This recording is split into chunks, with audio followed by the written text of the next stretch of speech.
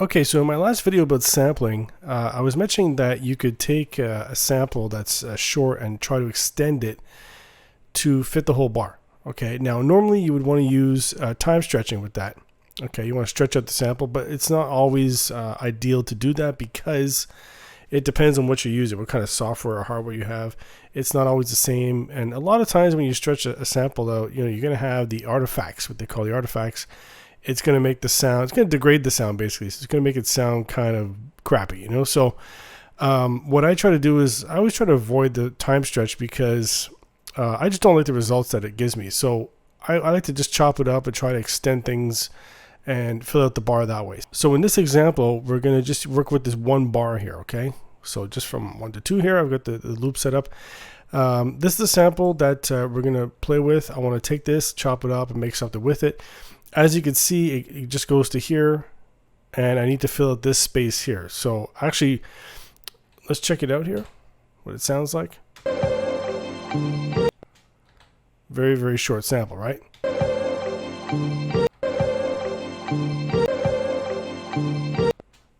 So I don't want to use the sample as is. Obviously, I want to chop it. So what I did was, on this track here, I chopped it up. So what we have now is this.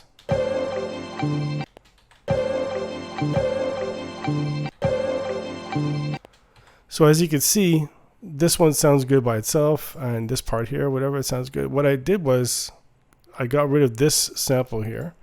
I'm not going to worry about that right now, and just going to work with this one.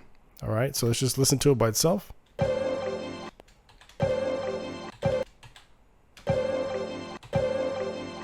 So that's pretty short. I mean, we're only talking like just a short, it's not even half of a bar here, this sample. So how do we take this and extend it all the way to the end of the bar? Now, like I said, there's the time stretch. So what I like to do though is to chop this even more. All right, so instead of using the sample as is, obviously it doesn't sound good. It's very, very, very empty. What I did was I chopped it even more like this. Okay, so you can see it's the same sample. It's just that I chopped it right here. All right, now the reason why is because I want to take this part right here and then I want to loop it. So what I did was on here, this is the loop. All right, now let's just check it out. So it's good, it fills up the space, but it doesn't sound good when you put it together with the original sample. Because what I want to do is have these parts here all the way through as the background sound, and this to play on top of it, okay? But let's listen to it together now.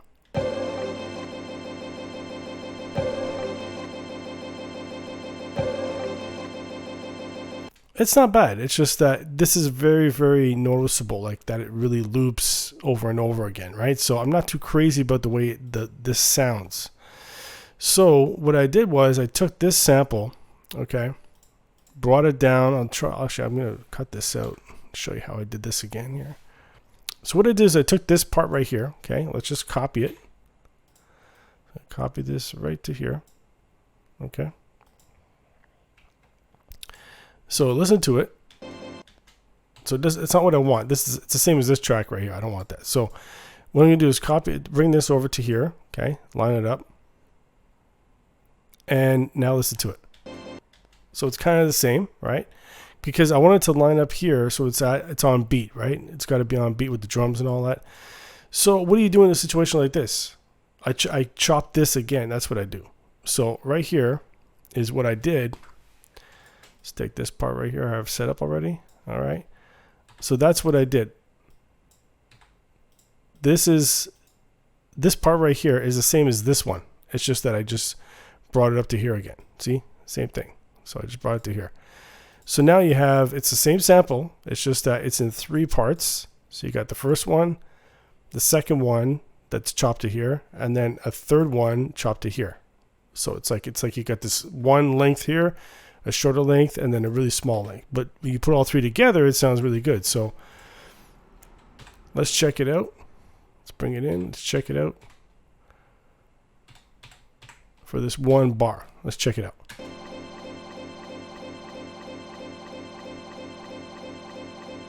Doesn't that sound better? Because before we had this. It just sounds like you're purposely repeating it, right? This one here doesn't sound like you're repeating it really. it's more spread out, the sound. Okay, so I got these drums up here. Let's just check it out with some drums.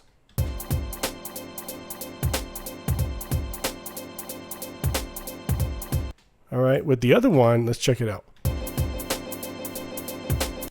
It doesn't sound good, right? Doesn't sound good at all. So I like this one a lot. All right, now with this part right here that I want to use, all right, let's bring this down here actually. So we have these two tracks together. Let's listen to it.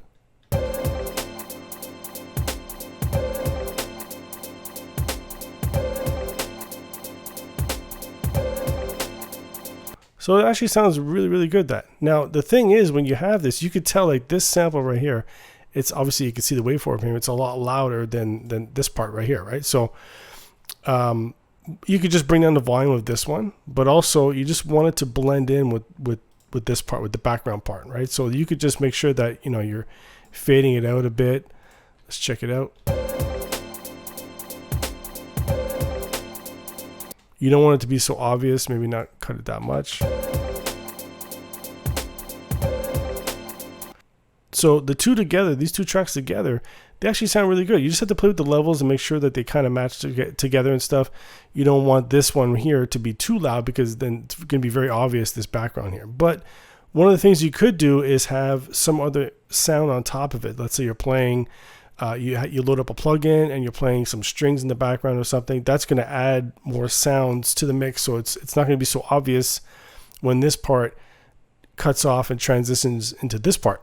Okay, so you got to think about that. Like, just you're trying to build it up, trying to add some layers and stuff. So it won't be that bad. But again, it comes down to the type of sample that you're using. You got to make sure that you have something that's really good.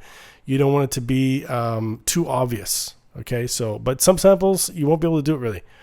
So you just got to be careful. Now the other option is to use delay. All right. So now with the delay, what you could do is use a delay instead of having this background music here. Just use, let's say, this one sound. So this is the same sample as here. Okay, I just extended it a bit because if you look, zoom in a bit here, this is the part I don't want, so I just chop it to about here. Okay, so let's listen to it with the drums, and now we're just hearing just this sound here, but with a delay on it. Let's check it out.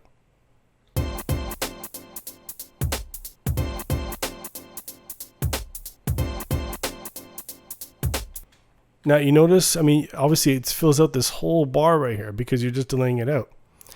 Now in the mix here, mix view, I've got the delay I have set up here. All right, now let's listen to it again. So let's play with the feedback, put some more feedback. Let's check it out.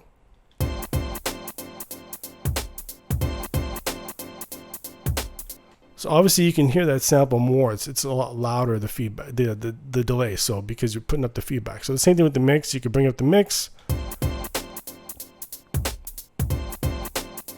So it gives it a bit of a variation. And in this case, I'm keeping it at 50. All right. So you can just play with the delay and see what you prefer, whatever. But the thing is that, you know, you don't always want this, right? What you want to use also is to use, let's say, this main sample if you put the delay on this whole piece right here, because this one right here, it's just that one little part. Okay, so it's useful to do that, but in some cases you want to use the whole sample, right? This whole main sample we have. So let's check it out. I put the delay on this one. Let's hear how it sounds with just a delay.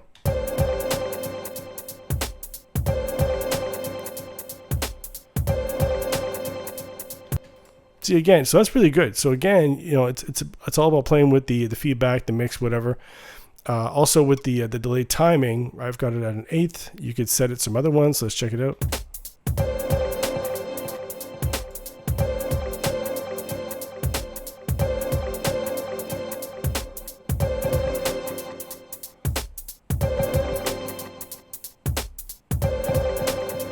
I prefer the 1/8. I think it sounds the best.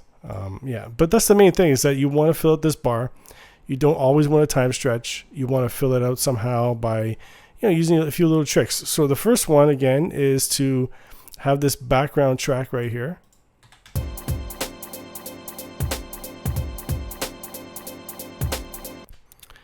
Layered with the main sample.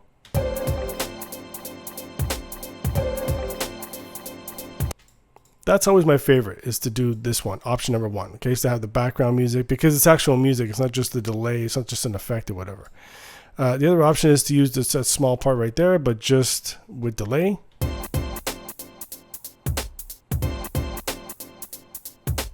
So that one's really good. And then, of course, the main sample with delay.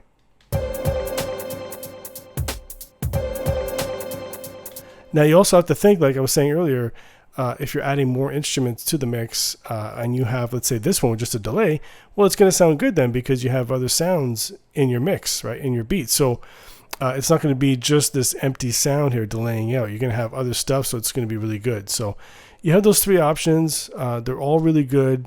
They all serve, their own purpose or whatever. And like I said, this is my favorite option, is to have the background music. It makes a big difference because, it's actual music instead of just effects, but it depends on your preferences.